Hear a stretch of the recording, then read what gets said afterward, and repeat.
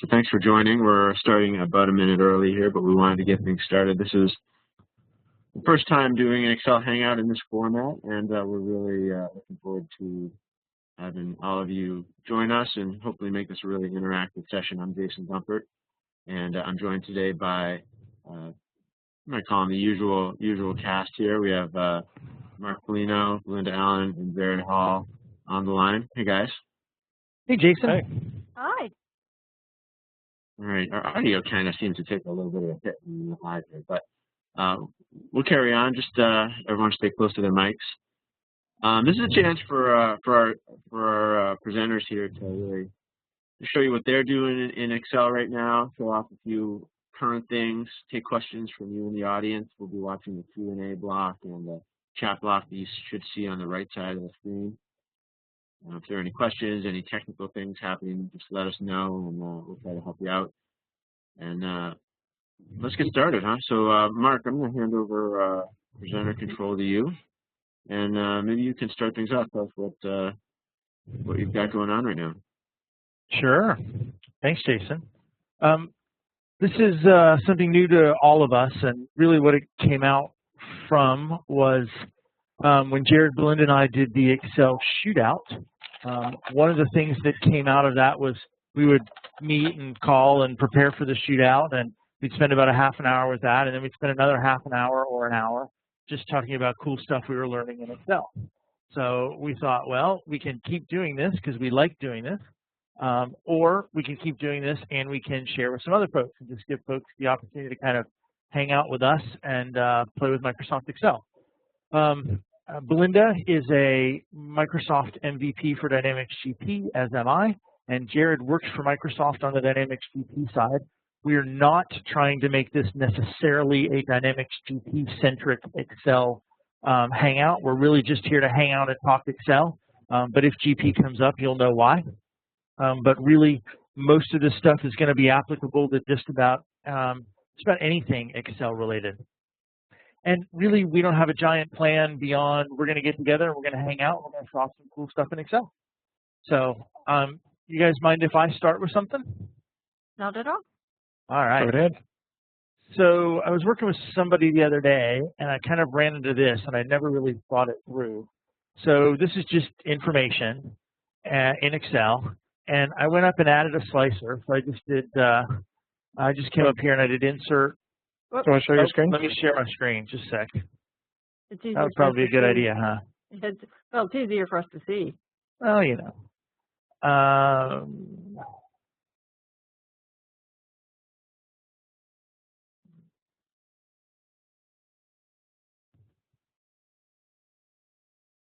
All right, you guys see in Excel now? Yes, sir. All right.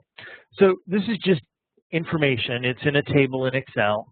And I came up and I did insert slicer, and I put a slicer on it. And it's not a pivot table, it's just a regular table.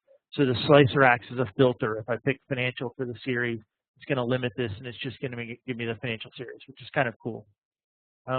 What Excel doesn't do that I wish it would do is I've built a pivot table off of this data, and I can't connect this slicer to my pivot table. So when I go to my pivot table over here, even if I do, data refresh, it's going to go out and read the data, but it doesn't change this.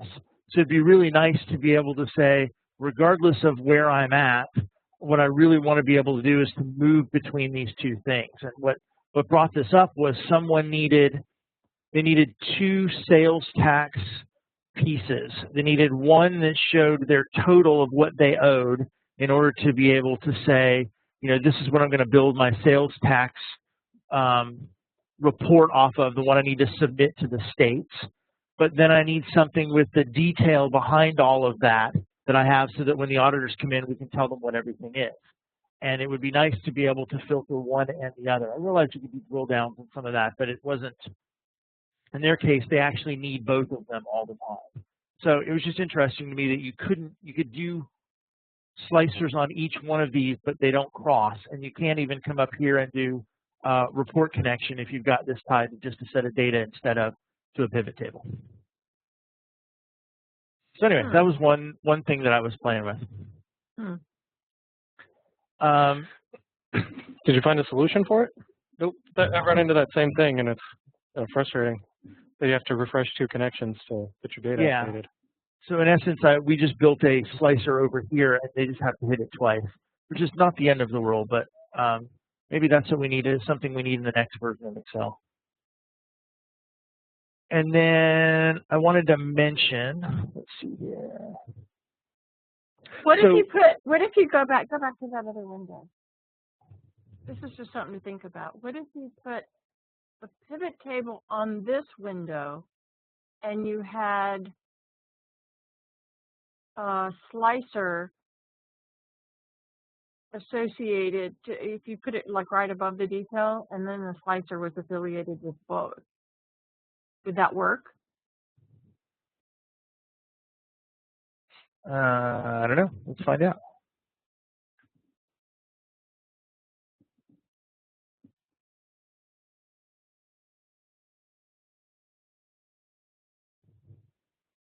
Because I've never played with putting a pivot table on the same table as my worksheet, but I don't know why it wouldn't work.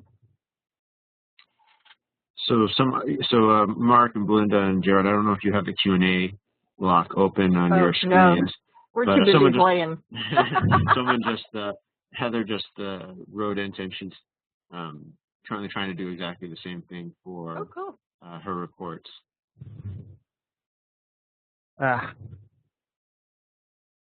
So thanks for the comment, and yeah, everyone else in the audience, please do use the Q&A. You might have to hover up in the top of the screen to see the Q&A.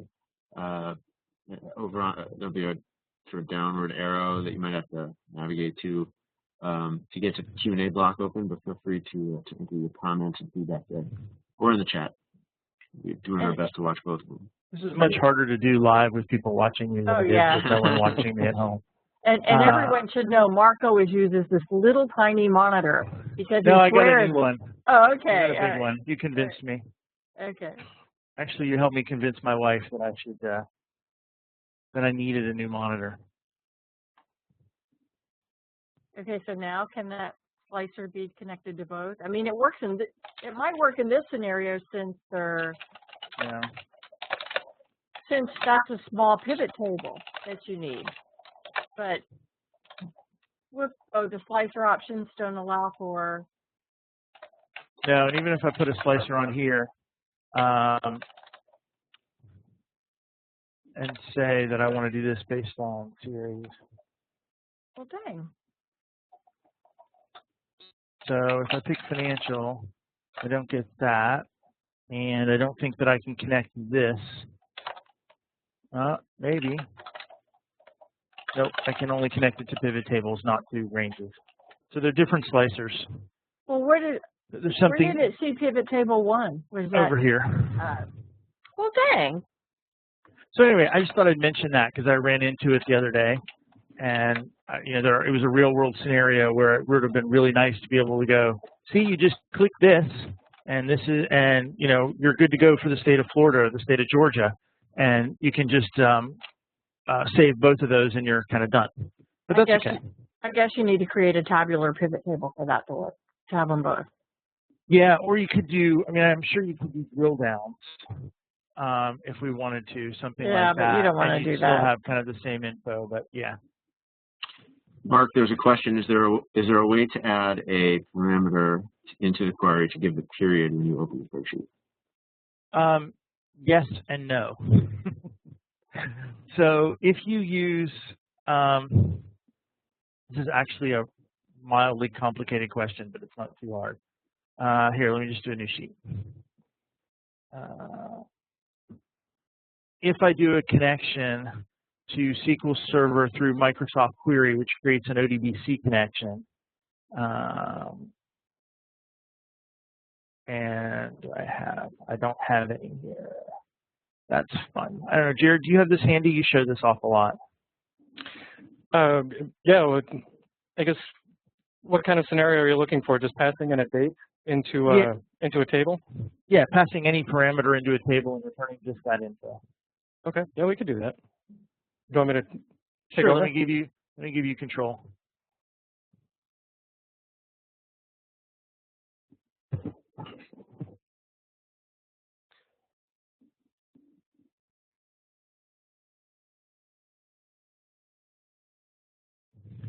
Okay, can you see my screen?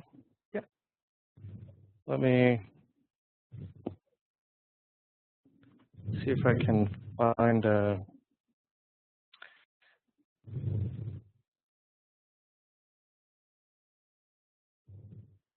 just see if I can find the general ledger transactions. Count transactions default. That'll work. As long as it has a date in it. Oh, I have no data. All right, I'll start one from scratch. So with the data, when we use Microsoft Query, you could, I have a whole bunch created, but you can just create a new one. I'll just go against Dynamics GP. Put in my. I just want to point out this works with an ODBC connection. It does not work with a native SQL connection, which is what screws a lot of people up. Right. Yeah, and Microsoft Query is the way to do that. And I've looked for a lot of different ways to do it with a straight connection to the database using this from SQL Server. I haven't been able to find one, but Microsoft Query works pretty well. So this is Microsoft Query, and I'm just going to insert some data here from a random table. Bring that back into Excel. So I'm not even sure what table this is, but once you go and look at the connection, if you on data, click connections, it pulls up all the connections that are in your workbook, and this is the connection that just created. We can look at the properties and see what the select statement is. So this is the connection that running through Microsoft Query did for us, and then this is the select statement that it's looking for. So it's using SQL, and we can just do a select star from to 20,000 where TRX date, I think that's the column, equals question mark. And when you put in that question mark, actually I think I need to define that first, but the question mark is going to say, tell me what date you want to pass in for that parameter. So I'm just going to click OK. That should refresh and pull in everything from my GL 20,000, which is my general ledger open year transactions. So now I have my open year transactions, and I'll do a filter by 2014, or open year, rather than TRX date. So what I'll do is I'll just create a new sheet here, say date, and this is the date that I'm going to use, 2014. So on my connections, I'll go back and modify that to say where open year equals question mark. And when I click OK, it's going to ask, what do you want to pass in for the year for that question mark? And I'll say 2014, select my field, click OK, and that updates everything on this side to only show me 2014. And I clicked it so that it refreshes every time I change that.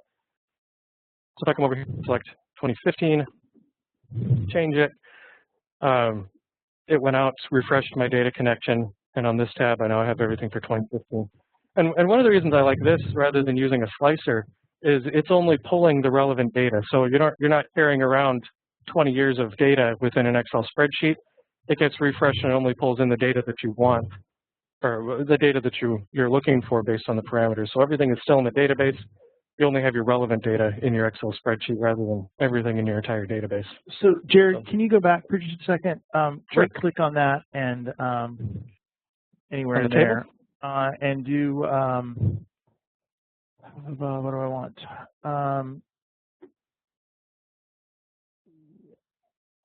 Yeah, I want to go back to table. To what do you mean? I want to go back and look at your connection. Oh, okay. So if you get rid of where open year equals question mark, and hit edit query, the really layman's way, oh, it won't let you edit that one. Well, poop. All right, we'll show that another time. There's a way to do it without writing SQL. Oh, Okay. okay. Oh. So good. Lie Put to in us. 20. You can. Put in 2015 or 14, whatever there. All right. So you see in the criteria field, it kept your previous one. So in criteria field, there's open year with parameter 1 in parens or in brackets. That parameter 1 is actually the variable name. If you make that say open year, it'll treat that as the variable name. And you can create multiples in here, and all it does is pass them through a question mark at the end. Okay. So if you don't know how to write SQL or you don't know how to write the code to do that, you can bring it in here and just create them in the criteria field. Yeah, nice little query builder. Yeah. And we showed this one at Convergence, but while we're here, I want to show that you can also do stored procedures with this. So this is just a straight select statement from the table, but we have a lot of stored procedures in the database. I'll just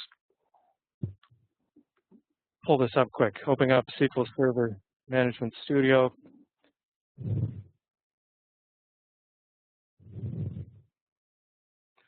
So all these stored procedures, a lot of these,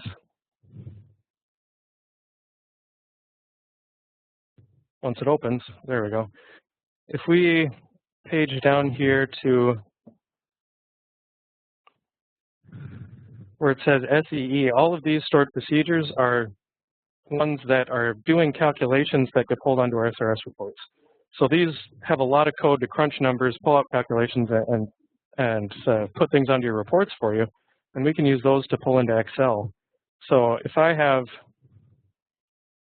let's just look for, I think quick ratio is what I usually do.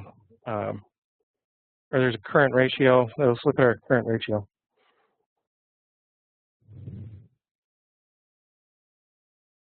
So this gives us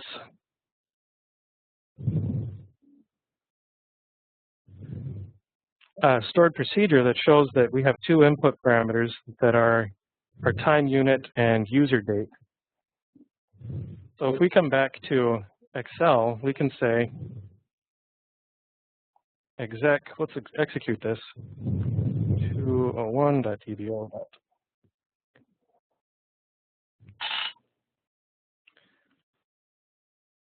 At user date. Oh, hold on, I need to select my fields. I'm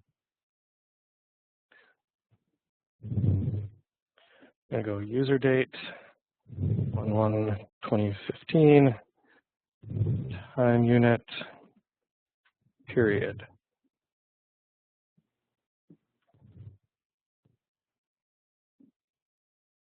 Going back into our definition, we'll say 201.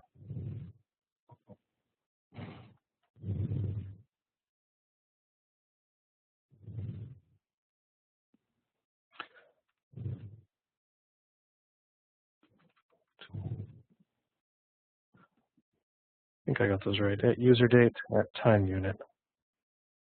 Although I think in Excel you had a space between user and date, but I'm not sure. No, not on the property. It won't matter. Oh, Okay. yeah, that's just a label. So select our user date, click to refresh it.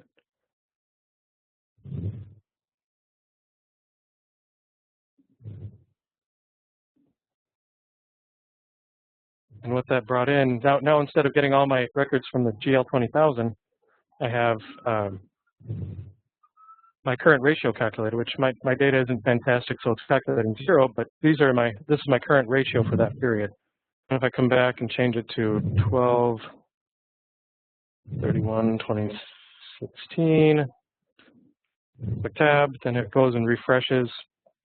Still 0, but we have a lot of calculations. You can call those stored procedures, and it brings back those numbers into an Excel spreadsheet, which is kind of handy if you have a lot of dashboard. You want a lot of different calculations on it. Is there any good documentation on all those stored procedures, Jared? There isn't really. really know about them because I look through the database. But otherwise, it's if you have access to your SRS reports, you're probably using the SRS reports at that point, but you can look at those and see what stored procedures those are calling and use that information to call it from Excel instead of SRS. So I like using Excel because it allows you to consolidate a lot of that information into a dashboard style, whereas SRS is generally, our SRS reports that are out of the box are generally just one report per calculation. So you look at your current ratio, then you go to another report to see your quick ratio, you go to another report to see your sales, KPIs, but with Excel, it's a good way to consolidate all that information under a single dashboard. So that's just a personal preference of mine. So if just might as well pull up the dashboard and show some of how that can work.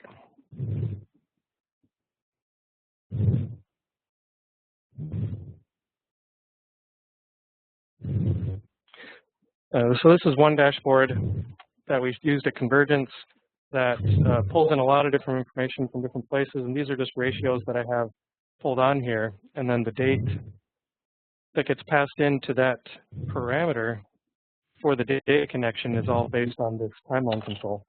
So everything updates on the entire dashboard based on those data connections from the timeline. So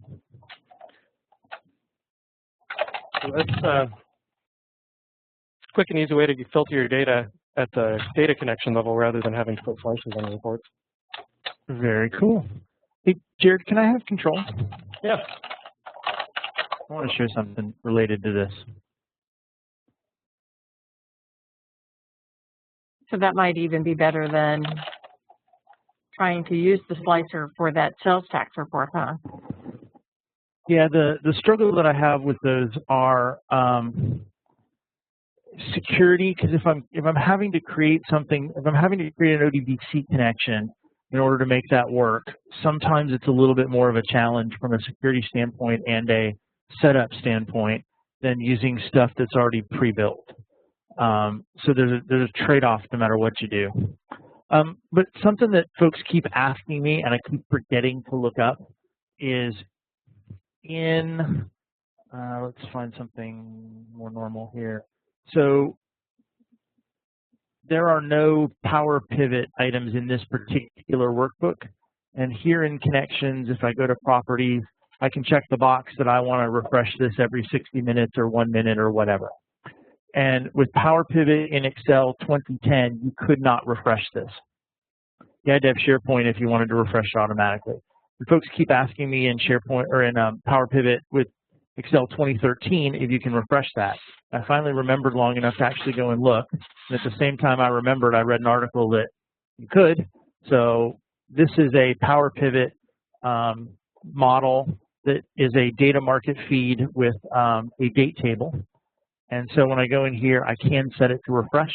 So if I want to bring in a new date table or if I want to bring in weather information or whatever every 60 minutes, I can set this thing to refresh on a regular basis, which is really useful. I was talking to somebody the other day. They want to report that they're receiving and shipping throughout the day. Really what they want to know is if a back order comes, if enough stock comes in to fulfill a back order, I want someone to be able to see that. And so, you need something that's going to refresh during the day. We didn't want to do like an alert because then you conceivably have them going off all the time. But you could say once an hour, this is going to refresh and it's going to show you the items that are on back order. And so, Belinda, I know you love date tables, so I thought I would show you my date table here. This is a Azure Marketplace, and I have to remember which one. But basically it's free and it's always updated, so you always have dates going out. And so there's a couple of them. This happens to be Basic Calendar US, but so there's a date table if you need to use dates with Power Pivot.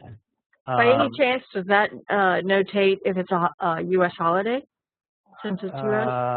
I want to say that there is one with holidays, but I don't recall that this one does. Yeah, and for everyone who's listening, the reason why I love these so much, and Mark and I talk about them fairly regular, having a an extra source with all the date information. I'm fully aware, and so is Mark, that you can create formulas to create all this in. But what you may not be aware of is Power Pivot has its own formula called DAX. Power Query uses its own formula, or programming formulas. I can't remember off the top of my head what it's called, but those two are different than they are in Excel, and all three of those are different than they are in SQL, so you can save yourself a whole lot of grief if you have a source with all the data information tied out exactly the way you'd want to see it. And it's a whole lot faster to look stuff up, even for the computer to look stuff up, than to calculate stuff over time. So anyway, I thought I would mention that because then you don't have to build your own. I got mine. Yeah, I didn't know that. That's cool. And let's see, where did I go? I went to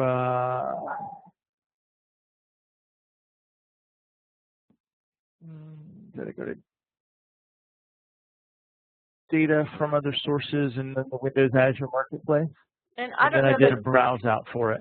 I don't know that I ever told you that I was so excited that you found me the observed weather as well out there.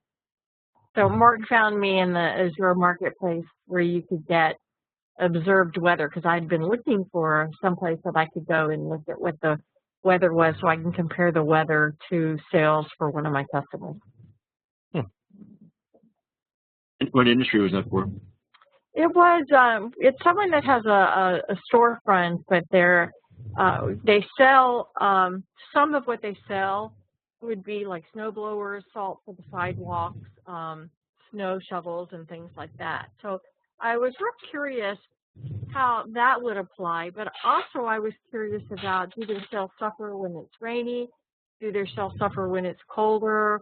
Or in their particular industry, is colder mean more sales? I mean, I could see, because they sell hardware, I could see weather being a part. I just don't know which way it goes. I mean, so if it's a really cold day, I could see them being busier, or I could see them being slower. And I can argue either side. So I want the numbers to guide me on which one of those would really read it. Linda, your audio is kind of fading in and out. Sorry, I don't know if I was leaning back on my chair chatting instead of that sounds better. leaning over my blue snowball. So, all right. Seems like you could use Excel's statistical analysis toolpack to see what is the relationship between weather and sales over time, and then use that to build a predictive model. That'd be kind of cool to see. Yeah, you know, there is, you know, the Power BI team did a contest recently over who could create some of the coolest real life data scenarios using Power BI. And someone in England actually took the accidents and traffic on one of the busy roads, and then they compared it out to times of the day. And so it's quite fascinating, and it does a lot of that, Jared. That just made me think of that. It's pretty fascinating how they were able to do that, and they were able to see, okay, there are more children hurt and interested. Obviously, when I say this, it will be a dumb moment, during the times that children are taken to and from school. So more hurt in accidents, car accidents. So it's kind of a dumb moment, but it's still interesting to see the numbers prove out certain things. Yeah. I have a friend that works for the local ambulance dispatch, and they have a model a lot like that, so that they know where to park their ambulances at different times of the day around town. So they, statistically speaking, there are going to be more accidents in this area at this time, so we're going to park an ambulance there. Very nice. clever. They kind of have that built out. Yeah. Very clever. So the big Excel news of the week was Excel on the iPad. Jared's not allowed to own one because he works for Microsoft. I've never seen one. I don't even know what they do. Belinda has one, I know. Like a Surface? Yeah, but Mark, do you remember what I call my iPad? Your entertainment device? Well, it is. I do call it my entertainment device as well. I do that, but it your also Surface holder? My pre-Surface. Oh, your pre-Surface. Yeah, it's my pre-Surface, nice. And it's also my entertainment device. So my Surface is obviously like my workhorse. But you have an Office 365 subscription, so have you played with it at all? A tiny bit. Okay. A tiny bit, yeah. Yeah, I'm about in the same place. I've got it downloaded. I've started to play with it, and so I thought I would point out, since we're talking, if I can move my stuff around here. There we go. Jen Underwood's blog. Jen does a bunch of BI stuff with Excel and other things. She took a look at, so this is Impact Analytics with an X. She took a look at Excel on the iPad from a BI standpoint, which is, more likely the way that I'm going to be looking at it. And I thought she just did a really nice job of highlighting, what works and what doesn't. And she even noted, this is what something looks like opened on OneDrive on the web. This is what it looks like on the native app on the iPad. Here's the web here's just a regular web browser. Here's what it looks like on the iPhone. So I just thought you did a good job of showing kind of what works and what doesn't work well from a BI standpoint. And the bottom line is a lot doesn't work yet. Yeah, I'll have to tell her that. Jen and I are on that testing and adoption program together, and we were actually on a call last night together, chatting back and forth. I'll have to tell her that you pointed that out. Well, you can tell her that I've seen her speak. I'm a huge fan, and she does really great work, and she's scary smart. Yeah, she really is. It was an interesting call last night. It was a pretty small group, but we're supposed to be interactive, telling them what we think and what we want to see. And I consider what every partner and every customer has ever mentioned to me when I'm doing that. But for some odd reason last night, all of the conversation was women. There wasn't a single guy who commented. And it dawned on me at the end of the session, I'm like, are there any men out there other than the presenters? And so that was pretty funny. Oh, Jason found the British road traffic example. Thank you, Jason. Yeah. Yeah, it was one of the finalists. It was a finalist, and it's a very cool one. I encourage people to watch it because it's, I think you only shared it. Oh, no, you shared it to everyone. Yeah, it's really worthwhile watching. So, yeah, cool. I'll share the same link with the. Here, you want control? You want to just put it up? I don't know how well it'll come through, to be honest with you. But I'll post the link to all the attendees in the chat. So you'll see a link there. Well, something I could show. Sure. We do have a question that I just saw come up. I don't know if Mark, you already maybe answered it.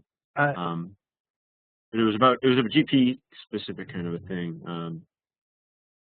While you're getting that ready, I lost it. See if I can bring it back. I think it was whether the stored procedures that Jared was showing are native or did he build them? No, there's another one. There's another one. Okay. Can you control Excel formatting when exporting from the Smart List to GP? I figured I would ask, given the concentration of GP experts here. No, they're working on that. They made a change with GP 2013 that made the formatting ugly, and the team is working on that. But they made it ugly, but they made it smarter because it's significantly faster now. They took out the table. Right, but they said they can do both. Okay, all right. If they could do both, I'd be happy because the first thing I always do when I dump it out is insert table. I mean, that's the very first thing that I do, but I like the speed, so I'm happy with what they did. So you could also do a macro and assign it where it does all the formatting and assign the macro to Excel. That's another way around that. I don't want to show you that now, but it can be done. Okay, so what I'm going to show you now, this is something that I was actively working on right before we started. Can you guys see my Excel spreadsheet? Yes. Okay. Yes. With 3 monitors, it gets confusing. I've got a big 2 here to remind me to put it on monitor number 2. And that's another use for a pre-surface is to put Post-it notes. Okay, so I'm attending a conference and or a trade show next week, and there'll be a lot of elevator people there. So I pulled up. By elevator people, you mean employees of elevator companies and that sort of thing? I was going to ask the same thing, yeah. Elevator, yeah, there are people who ride elevators all day long. Enthusiasts? Elevator enthusiasts, that's right, that's right. There was a weird statistic once that I heard off topic, but what big surprise is that to you guys, right? when the World Trade Center was still standing, people who worked on the top floors, the top couple floors, spent an average of a week a year waiting on elevators and riding elevators. It's pretty amazing, isn't it? A week a year? A week a year. Yep. Okay, anyhow, so in New York, we have a 311 system where if you have a complaint, you can call up and complain. And it's for any emergency. Hey, Belinda, can you get a little closer to your mic? Yeah, sorry. Sorry. So it's for any emergency that was where nobody was bleeding or there was no fire. So I pulled out all of the January through March elevator accidents, and for this trade show, I'm showing it to them in a map, in a power map format. So when they play it, and you could see the date in the top right hand corner, you could see this is a map of New York City with the active complaints, and they're categorized, the colors are the different kinds of complaints there are. And then I turned it a little bit, and then I'm turning it around again, and I'm going to face it from the west side and build it up again. And I know for sure the purple ones, I believe, no, the blue ones are where somebody was injured. And so you could actually see it. When you get in here, you could just, now I'm just using my mouse and drilling around and looking at different things. Like one of these buildings is, actually I think this building, one of these buildings over here used to be where Microsoft was, but no longer. So it's just a really cool way of being able to analyze and look at data. And this is real. I mean, this is something I'm actively using, and it's real data. And every time I show it to one of the elevator guys, they jump up and down and they're like, show me that building, show me that building. And so, what about the building the event is in? The building what? That the event is going to be in? The Microsoft, oh, it's actually up in the, it's in the Bronx. So, I just remember your example, from food safety. No complaints. It's in this area. No complaints. Oh yeah. Very good. Mark and I, yeah, we were. What's the big building with all the complaints? Well, these aren't. It's not a tall building. It's just that there were 60. Large stack of complaints. Yeah, it'd be interesting to know why you have such a large stack of complaints at a couple of those buildings in terms of accidents or, I mean. Exactly. So, I mean, you know, I've pulled out, this is Staten Island down here. Obviously Manhattan, where the bulk of the elevators are. Brooklyn, Queens, and or this it's hard to distinguish, but like here's Brooklyn down here, this is Queens, and then it moves into to Long Island, but with like Coney Island down here and so forth. But yeah, these would be interesting to see the detail of them. I don't have any of the detail of them, but you could kind of get a feel for them.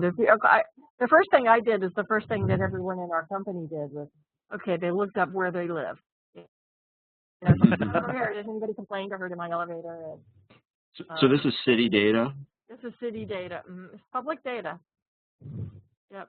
So I thought it was kind of cool being able to do that. And it uses Bing Maps to connect to the data, and you could you know, manipulate and move your data around. So I just think it's unbelievably fascinating when you start looking at like real data, because when you know, you could get in here and change the view and then drill in. But so realistically, you just built a pivot table. Is that right? Realistically, I didn't even build a pivot table. I had this, and so I could basically do one again right here. I'll create a new four. So you filtered for elevator type of axles. And... Yeah, and then I said, okay, so let me close up. I've got lots of tables out here. So I got my table. Here's my table. And I said, okay, so I'm interested. I have a field for state, I have a field for city, and I have a field for address. And yeah, this is kind of pivot table-ish. And then I'll click on the next button. And now I tell it how I want to see it. So for time, I've got my date entered. And it just so happens my date entered also has a timestamp on it. I've got my complaint category that I'm going to put in category. So that'll define some colors. And then I could take my complaint category here, and that's summing it. I could just do a distinct count, which I don't think I did on my other one, so I need to set that. That's all it takes to creating one. And if I want to, you know, change the view, get a little closer, I could just do that.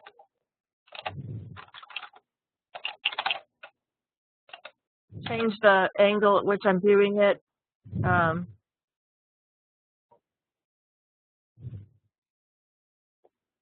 Here we go. Cool. Yeah, that's pretty cool. I mean, it's really simple to do. Unbelievably simple. That's what I always liked about it. Is it's just, but you're just scratching the surface. When I look at some of the stuff Microsoft has done, I'm like, I wish I knew how to do that off the. And it just, I think it's just going to end up being playtime to be able to make that happen. You're right. And you know what I'm doing for this group is, instead of showing it to them in this, although I'll have it open, is I'm creating it as a video, so I could play the video instead of having to do anything. So it'll just, when I click on the play button, it'll do the video. And if I want to add a new scene, I just click on Add New Scene. And now what that is now I can, this is where you saw me turn it. So let's look at it oddly from the south, from the north looking south. And then maybe we want to flatten it out a little bit more. Drag it down. Maybe we want to drill in some more. Let's drill into Brooklyn. Let's look at Brooklyn a little bit. And so now, instead of making it columnar, I can make it a bubble, which covers my whole map. So let's make it a heat. And so now I have this second. Okay. Oh, I don't have anything in my value. Data nerd heat map. I'm missing something. Oh, I'm missing my address? No, what am I missing? Is there something with the date range that's hiding data? Got my geography, heat map, complaint category. Try summing them because you're distinct. Yeah, let's see if that does that. There we go. Thank you, Mark. So now the map for Brooklyn begins to fill in.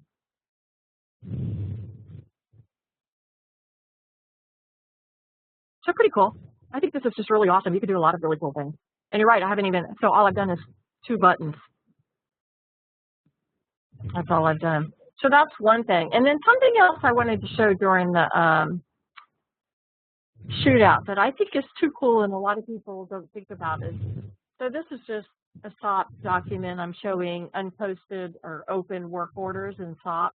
And I'm just showing customers that start with a B to make it simple. So you could see the graph here. And what a lot of people don't realize is you could customize these graphs. So you could come in and basically, oops, let me change it to fill, and I could tell it what I want to fill with. So I could fill this with a picture, and I'll go to clip art. You guys know I like my baseballs.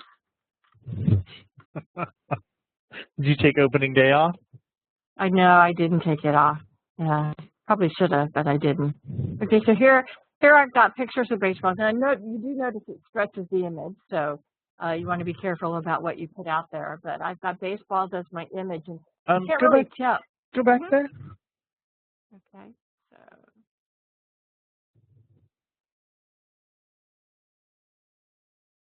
so you're wanting to. Oh, so you're maybe wanting to stack them up. Setting to stack them. Yeah, I think there is.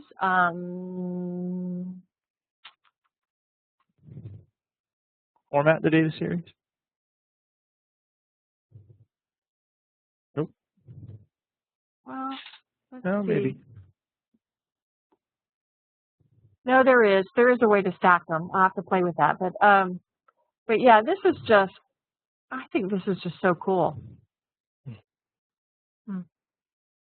Yeah, you can stack them. Oh, maybe up here. Oh, because you could also change them for shape. So you can. Oops, you could insert a shape in here as well. So let's put in the smiley face. Do it again. Let's put a pie chart in or something. Oh, no, that's right there. So yeah, there's a way. I got to play with it. I haven't done it in a while. But yeah, you could do some really cool things with your charts. besides just having a boring old line, you could really make them effective and customize them. So you can put your company logo in there. And there is a way where you could stack it. So you want to be mindful when you do create the stack that you have it set at something where it'll format, you know, in a decent mode and still won't skew at all. So you might want it, obviously, like 25 is too low because of how squished that baseball is.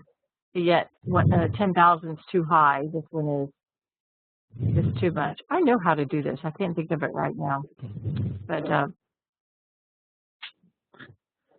hey, Belinda, yeah, on the right over there where you got the series options, look at those really fast. Look at the 3 symbols, the paint bucket, no, farther right.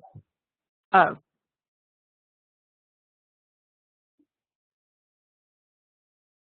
Oh, yeah, this would be where you do that. You're right. So here, if we come in. I'm just not sure you have the right thing selected. Yeah, I do not. So here we could come in and change the picture. Again, we could do. There's stack. Right below transparency, stretch stack. There you go. Yeah, there we go. Thank you, Jared. Smart Alex. All right, so now you can. I'm sure everybody watching it, they all saw it 20 minutes ago. Yeah, and they're screaming at their computer. Stupid Belinda, it's right there. Look at it. Yeah, look how cool that is. I think that's just awesome. I mean, that's just stupid baseball. Imagine what you could do if like you had your logo in there. Yeah. There's a question. Can you show the stored procedure of how to add the parameter again? Sure. Sure. You want me to do that, Belinda? Of course. You're the king at that. Hey, Jared, I want to point something out. There's a really nasty bug if you use stored procedures in Excel 2010. 2013 works beautifully. 2010 has a bug that it will work the first time and never work again. Yeah. I didn't know that. There's a way, but you don't use execute. You use call. And I've got it. If someone wants it, we can put info up and they can reach out. Sure. But I spent 2 days troubleshooting that once, and I never want to do it again. Don't you hate when that happens? Well, it's like, hey, it works. Look, here you go. And then someone would walk in and, hey, let me show you. Oh, it doesn't work. The first person. That's right. Because it would work the first time. And then when you close and reopen Excel, it never works again. Yeah. So can you see my screen? Yep. All right. So the data connection. So we're just going to do this GL current ratio Kpi. Well, actually, I don't think that's one that I built. We'll do.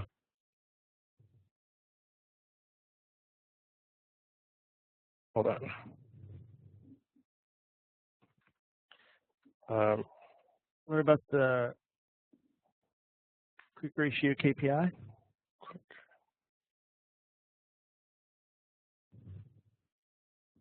Nope. Not GP. SP. Yeah, so we have, this is one of them in the list. Somewhere down there in the list is the current, or the quick ratio KPI. And it takes in user date and time unit. So this is going to give us our quick ratio. So let's go back to our book and we'll put up here the user date and time unit.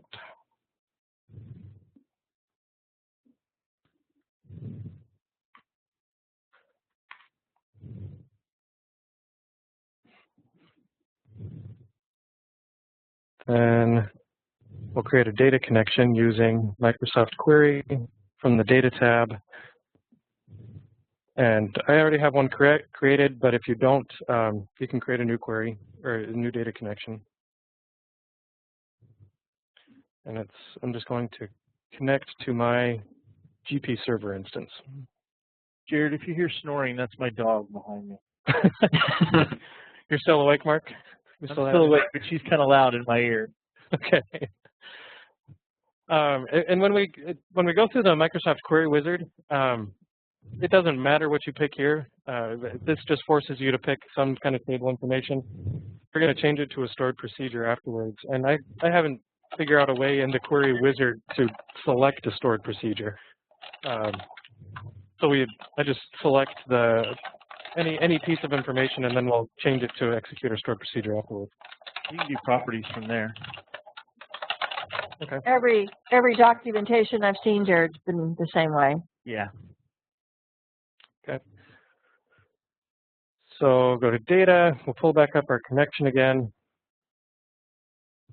and look at the definition. So this is going to stay the same. That's just our connection to the database. What we're going to change is the command text to execute our database name .dbo.seegl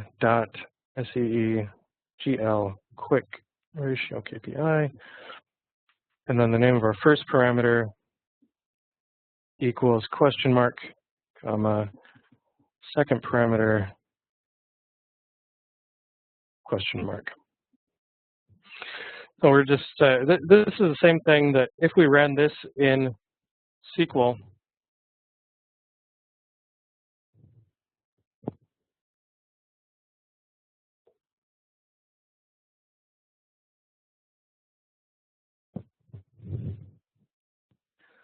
this is what it would return. And the quick ratio actually gives us numbers. So we should get these same numbers if I run the same thing over in Excel. Drum roll. Yeah, it's always clarify should, and then it asks what parameter we want. We'll select to refresh. Second parameter, select to refresh it, and That looks about right. there it is. And yeah, I shouldn't have stacked these two, but shoved everything over. But now if I change this to 2016, it refreshes, goes out, recalculates. If I want to look at it by year, we can do that instead of period. So just changing those fields updates the parameters. So, and actually while we're here, one of the things that on the dashboards that I mess around with, rather than creating fields where you have to remember what are the parameters that I can type in, I like to put where you can select those parameters. So for example, rather than having to remember that period and year are the two options that I can select, I could put period and year there, and rather than having to type those every time, we can just insert a drop-down list. And on the control, when we format this control of the drop-down list, we just select the two options that we want. Select a link, click OK, and then I can pick which option I want. And then I can hook this up and pass in this number. Well, not the number itself, but I can pass in what that number means into my query rather than having to remember to type in period and year every time I want to switch over between the two. So some of those developer controls are kind of nice when we're having to remember what to pass into those parameters. So Jared, we can also do that with, I haven't done it in a while, sorry. Hit insert, and Belinda jump in if I'm forgetting where I'm going. No, it's under data. You forgot where you're going. Yeah, I know. Shoot, I've got to pop out and find it. Hang on one sec.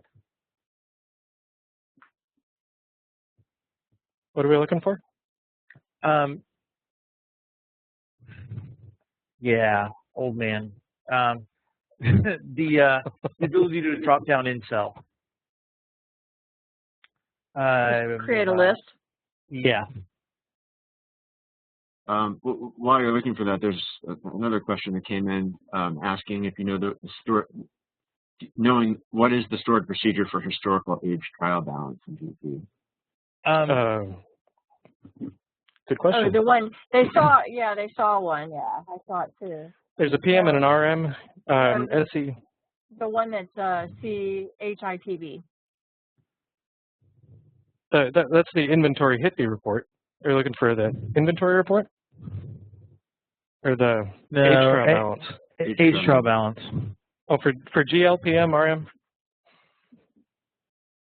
There's one for RM on my website. I actually show the trial balance and how to set the parameters for it. So that's probably simplest because that's more complicated than like 2 minutes here. But if you go to dynamicaccounting.net, and once I find this other thing, I'll put up the link to that too. What am I looking for? This is silly. I've done this for 10,000 years, and suddenly I can't find it. I do. It's the same thing I did with the stack. So you're just smarter. You don't have your screen shared with everyone, so they're all going stack. Well, Mark's looking for that. Does anyone want to try to attempt to answer a question about Excel 2007 and FRF? Ooh, I haven't used FRX, so I wouldn't be the one to answer that question.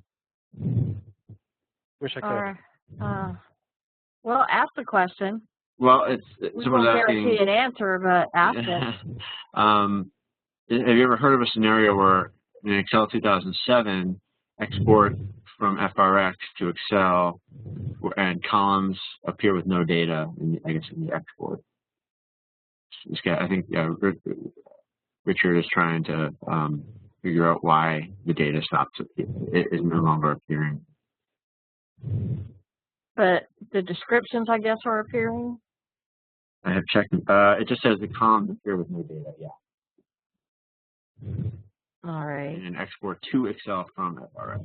I can't recall anything like that, but give me just a minute to see.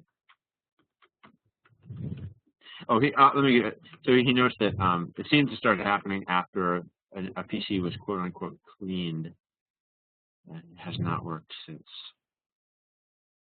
Cleaned, huh? Okay. Oh, there it is. Okay. Mark, you show your thing. I'll see if I can't figure that question out. Hey, so Jared, can you pop up Excel? You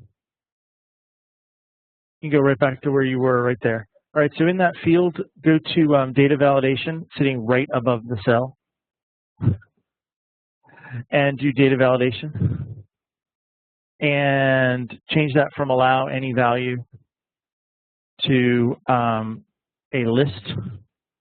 Yep, and that we can either key in a list or you can grab that and highlight period and year over on the right.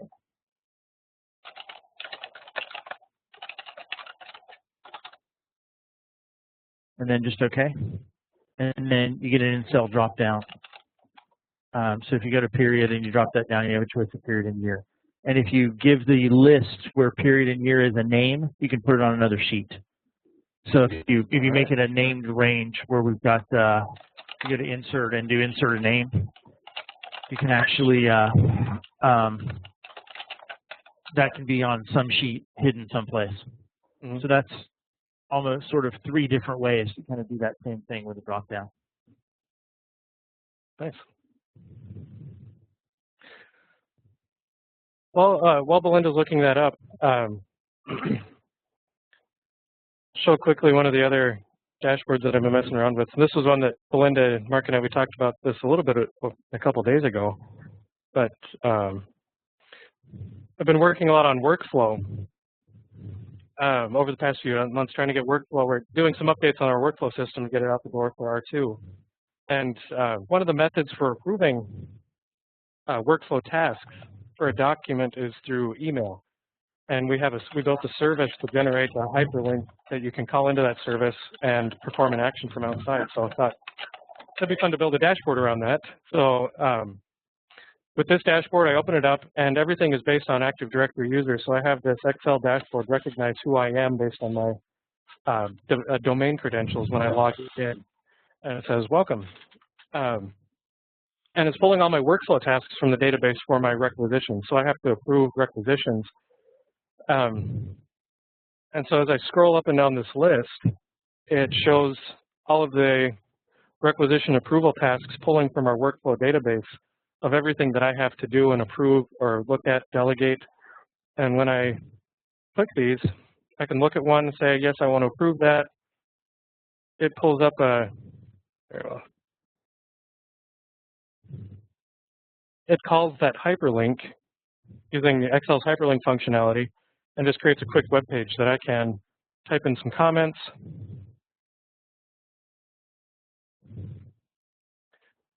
Click approve.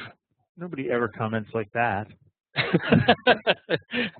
No, you're buying too much. Whatever your comment is, push that in, and that's just called into my workflow engine. And if I opened up GPT, we could see that that item is no longer, it's not pending approval anymore. It just got approved and can move through for purchase. So it's kind of a fun scenario that rather than having to log into GP to look at everything I have to do, I just have a quick dashboard that shows me all of my workflow tasks. And now when I refresh that, number 7 is no longer on my list, and I can look at the rest of the items that I need to take care of. So just a cool little dashboard, an example of stuff that Excel can do to keep you from having to log into the system if you're not somebody who's always in GP. Very nice. I just wanted to mention something that comes up around dashboards, it's kind of a small lie, and I've probably told it, and everybody else has probably told it too. Excel's limit is 1 million rows. But if you're not bringing the data into Excel, like if you just want to create a pivot table off of that data, it's more than 1 million rows. I mean, I've done some stuff where we're bringing 3 million, where we're building a pivot table off of 3 million or 6 million rows, and it's not using Power Pivot, it's just using Excel. But because we're just bringing the data in and building a pivot table off of it, and I'm not adding it to the data model, so it's not going into Power Pivot at that point. There is a point at which that's not fast enough, and there are some design considerations about the number of columns if you're doing that. But if you're just doing a pivot table or a chart, and you have something that's 1.5 million rows, you don't automatically have to go to Power Pivot with that. I just thought I'd mention it because we seem to say, oh, if there's 1 million rows, you got to go use Power Pivot.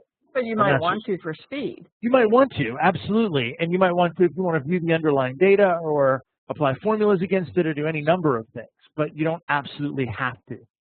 It's not a hard cutoff like if I want to bring them into Excel and then build pivot tables off of it, I can only bring 1 million rows into Excel. Mm-hmm. So. Jason, to go back to the FRX thing, I really don't see much of an answer. If the data shows up in the FRX report viewer, and I would, but not when they export, I think what I would suggest doing is reinstalling, once again, the last service pack that you installed. Maybe something got removed that shouldn't have, and installing the service pack might actually correct it. I would check that out. I would change the location of where you're saving the file, and then make sure you have no spaces or characters in the name. And that's another thing. Sometimes I noticed in that scenario, FRX to Excel didn't like that very well. So just to be on the safe side, go back to when FRX originated. Go back to the 8.3, or name it something simple, test.xls, and see then if you're getting the problem. Unformatted. I think those are some of the things I would try first, because I would also want to know, does it happen on every machine or is it just this one? But if it worked and then they cleaned up a machine and it no longer works, then something obviously got removed that was necessary. And it could have just been the category, or how the formatting of how that report was supposed to have been saved in the category. And if they rechanged it, then that might be the case. But change it to save directly to the C drive, or not with any path for their spaces. FRX didn't like that. Hey, Jerry, can you give me control back and we'll see about wrapping this thing up? Yep. We're at our hour already. We are. That goes fast, doesn't it? So we that's really kind of what we envisioned for an Excel Hangout. We were going to bring stuff, tackle questions, talk about stuff that's cool. I'm sure Belinda and Jared and I could go on and burn the rest of the afternoon on this if someone would let us. But really fast, let me show the gentleman who had a question, person, I'm not even sure it was a man, who had a question about the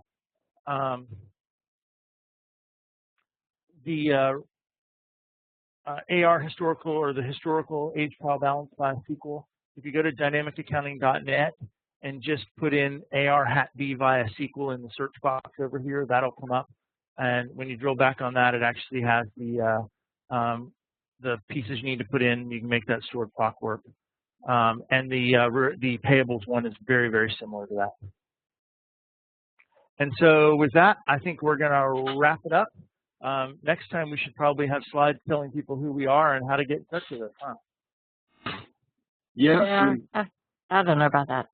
Hey, there's a survey for folks who are still on the line. A survey should pop up when we end this. It's just like 2 or 3 questions. If you can tell us how the session was for you in terms of the, I mean, obviously, Mark, Belinda, and Jared are great, but how the quality of the presentation was in terms of the audio, the video, watching the desktop sharing. We really want to get a gauge of how well that all worked for you today, because this was a little bit different format. And thanks for all the feedback, for all the questions too. Some good feedback coming in during the event today. Yeah, we're hoping to do more of these kind of. Yeah, I'd love to do more of these too. And thanks for bringing the idea to us. It's a really fun one. So yeah, we can wrap it up here. We are recording this, so we'll make that available to everyone after the event. So keep on the lookout for that. Have a great weekend, everyone. There's actually someone who is listening in from New Zealand. It's already Saturday morning, so happy weekend to that person, which was awesome. Thank you, New Zealand. Good morning. Yeah. All right. Well, I guess we'll end it there then. All right. Any final words from anyone? No. No, I think that'll do it. Thanks everyone for coming. Yeah, thanks, Jason. Have a great day. So, bye. Jason, can you hang on for a minute when we're done? I will. Yeah, I'll shut down the public event here. I'll stop the recording, and yeah.